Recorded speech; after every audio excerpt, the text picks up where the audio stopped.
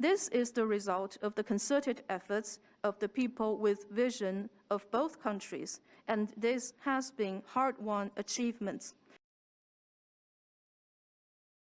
ASEAN has now become China's largest trading partner, overtaking the European Union and the United States.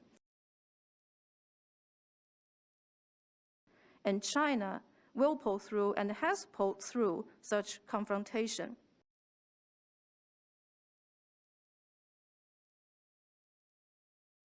We should have many mutual friends. This is the right way forward in the 21st century.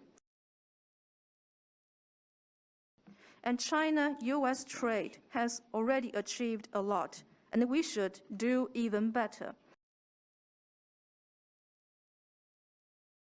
China is firmly opposed to US interference in China's internal affairs.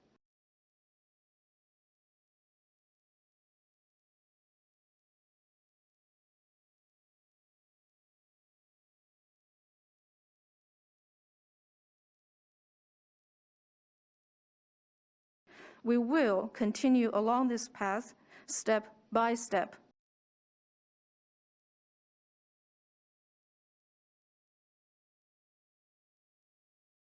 On human rights, we hope that the United States will do better on human rights.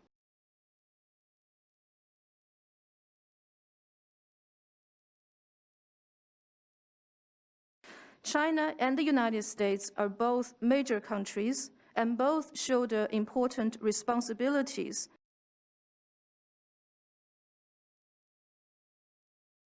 We must both contribute to the peace, stability, and the development of the world.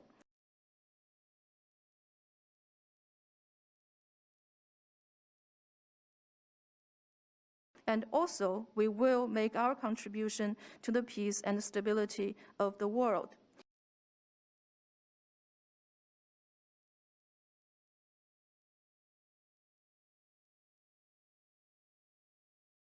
No attempt to smear China's social system would get anywhere.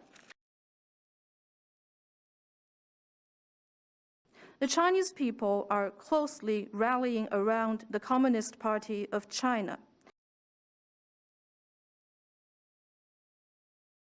We hope that this dialogue will be a sincere and candid one.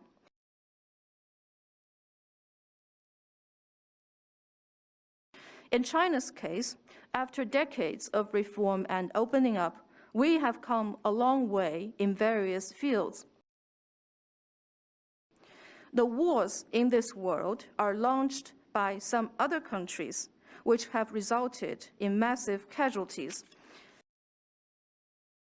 We have expressed our staunch opposition to such interference, and we will take firm actions in response. In China, we have just concluded the Lianghui, or the two sessions of the National People's Congress and the Chinese People's Political Consultative Conference.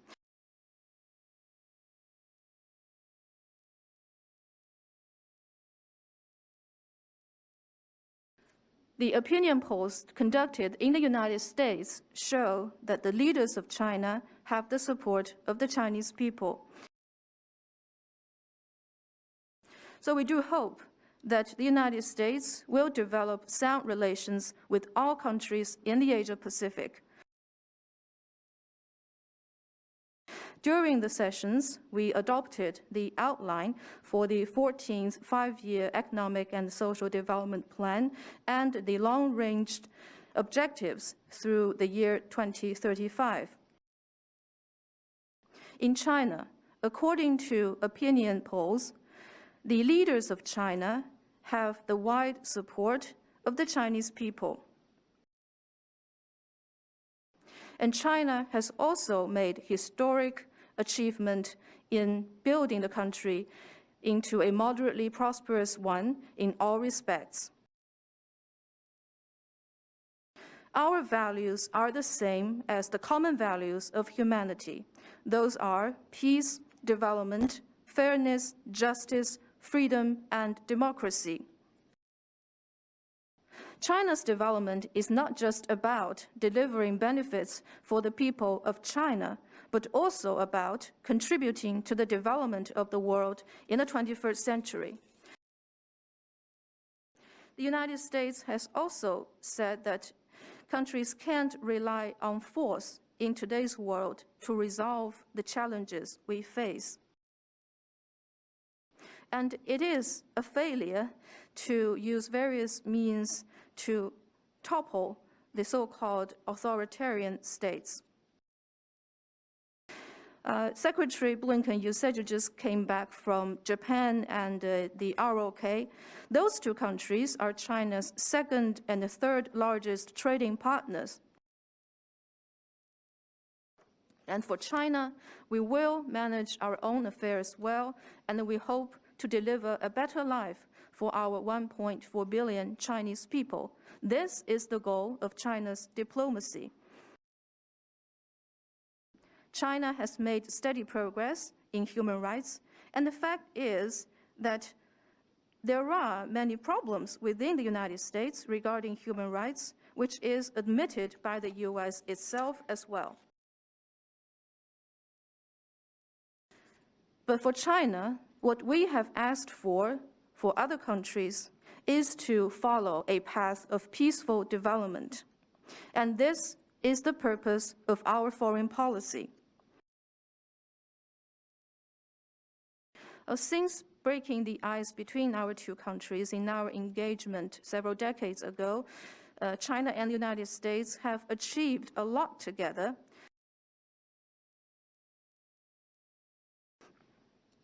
And the United States has its styled United States-style democracy, and China has the Chinese-styled democracy.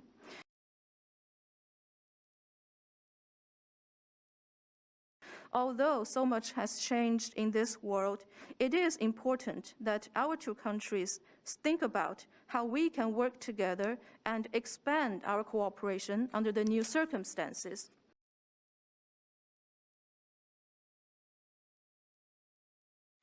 It is not just up to the American people, but also the people of the world to evaluate how the United States has done in advancing its own democracy.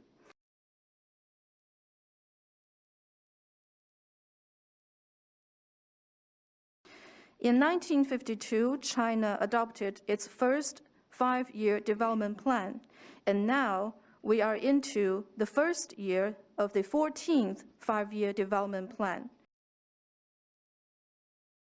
In particular, we have made tireless efforts to contribute to the peace and the development of the world and to upholding the purposes and principles of the UN Charter. Facts have shown that such practices would only lead the Chinese people to rally more closely around the Communist Party of China and work steadily towards the goals that we have set for ourselves. Many people within the United States actually have little confidence in the democracy of the United States, and they have various views regarding the government of the United States. And I believe that for our two countries, under the new circumstances, we need to enhance communication, properly manage our differences, and expand our cooperation instead of engaging in confrontation.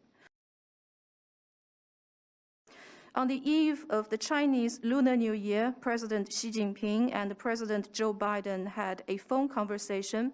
The two presidents agreed to step up communication, manage differences, and expand cooperation between our two countries. And actually, during the phone call between the presidents, President Biden himself also talked about the importance of having no conflict or confrontation between our two countries.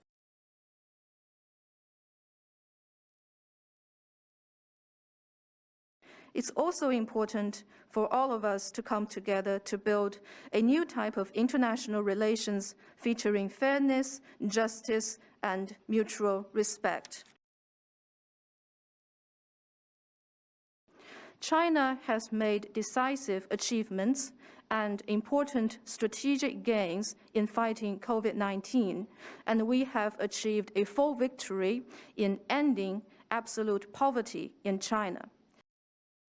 Secretary Blinken and Mr. Sullivan, the State Councilor and the Foreign Minister Wang Yi and I have come to encourage the United States to have this strategic dialogue with the United States.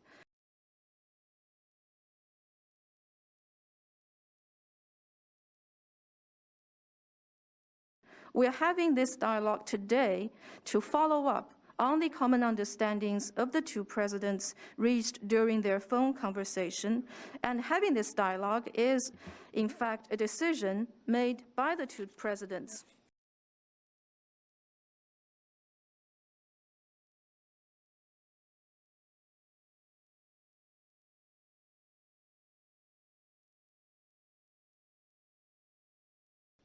So for the people of the two countries and the world, they're hoping to see practical outcomes coming out of our dialogue. And for Xinjiang, Tibet, and Taiwan, they are inalienable part of China's territory.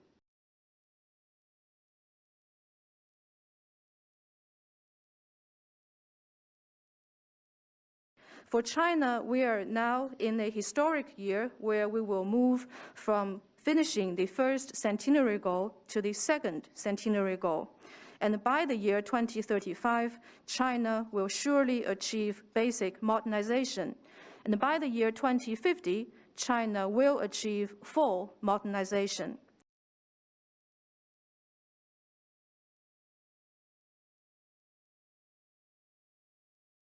China's per capita GDP is only 1/6 of that of the United States, but we have managed to end absolute poverty for all people in China. And we hope that other countries, especially the advanced countries, will make similar efforts in this regard. So the way we see the relationship with the United States is, as President Xi Jinping has said, that is, we hope to see no confrontation, no conflict, mutual respect, and win-win cooperation with the United States. Both China and the United States are major countries in the world, and together we shoulder important responsibilities to the peace, stability, and development of the world and the region.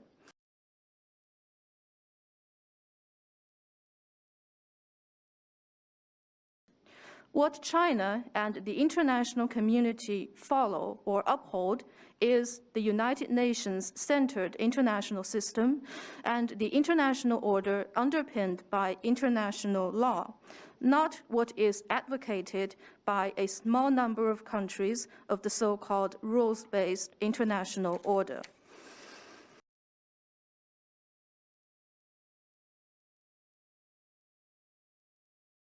The overwhelming majority of American businesses in China have said that China's business environment is good, and nobody has forced them to stay in China. They see a profit coming from their presence in China, and they see immense opportunities in China. That's why they are here in China.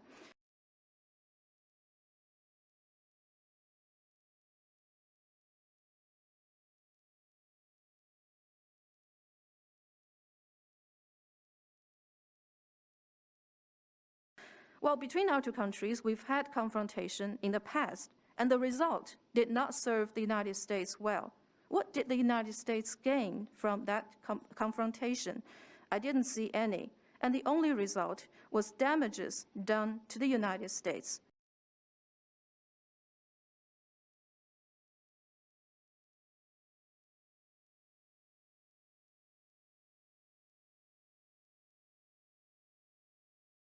So at our level, I think it's vital that we do everything we can to fully and faithfully follow up and implement the understandings reached between our two presidents and bring back China-US relationship to the track of sound and steady growth.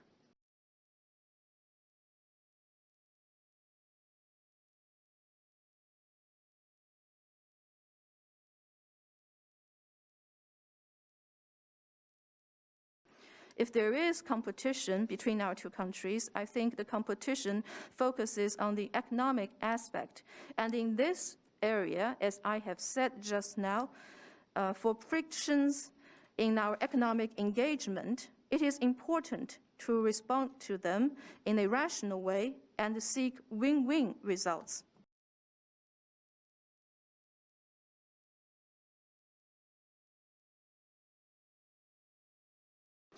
We do not believe in invading through the use of force or to topple other regimes through various means or to massacre the people of other countries, because all of those would only cause turmoil and instability in this world.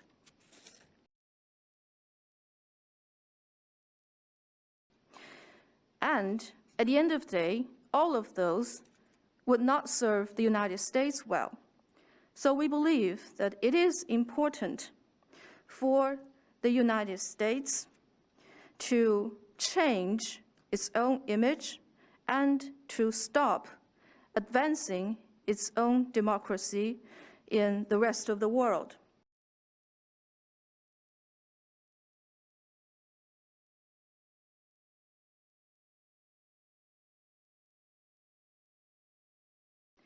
And the challenges facing the United States in human rights are deep-seated. They did not just emerge over the past 4 years, such as Black Lives Matter. It did not come up only recently.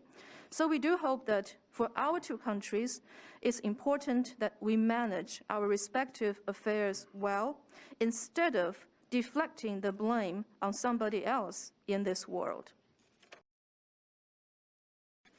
And on some regional issues, I think the problem is that the United States has exercised long-arm jurisdiction and suppression and overstretched the national security through the use of force or financial hegemony.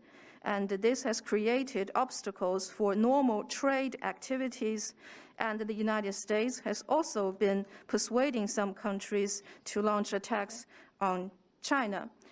And as for China, we believe and we have handled import and export related issues according to scientific and technological standards.